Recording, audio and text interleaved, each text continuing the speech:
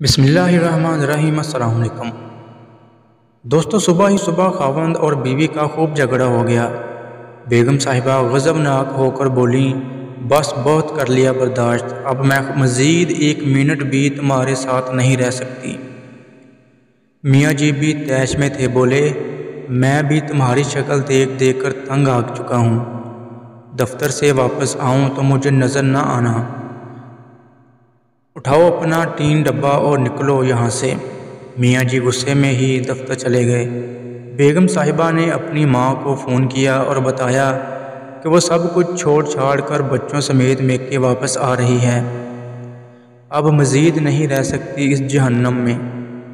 ماں نے کہا، بندے دی پتر بن کے آرام سے وہیں بیٹھ، تیری بڑی بہن بھی اپنے خاوند سے لڑ کر آئی تھی اور اسی ضد میں طلاق لے کر بیٹھی ہوئی ہے، اب تو نے وہی ڈرامہ شروع کر دیا ہے۔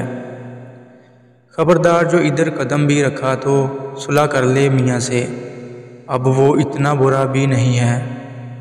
ماں نے لال جھنڈی دکھائی تو بیگم صاحبہ کے ہوش ٹھکانے آئے اور وہ پھوٹ پھوٹ کر رو دی۔ جب رو کر تھکی تو دل ہلکا ہو چکا تھا۔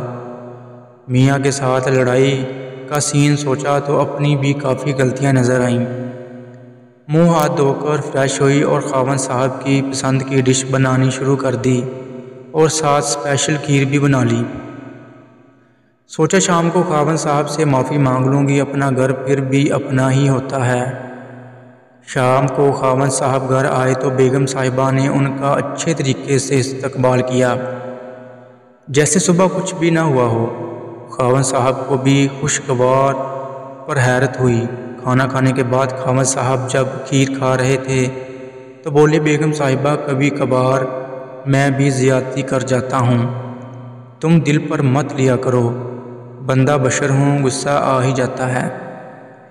خاوند صاحب بیگم صاحبہ کے شکر گزار ہو رہے تھے اور بیگم صاحبہ دل ہی دل میں اپنی ماں کو دعائیں دے رہی تھی، ورنہ تو جذباتی فیصلے نے گھر تباہ کر دینا تھا۔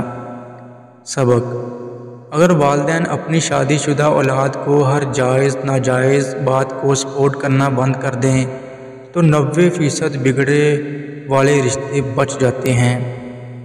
اللہ حافظ۔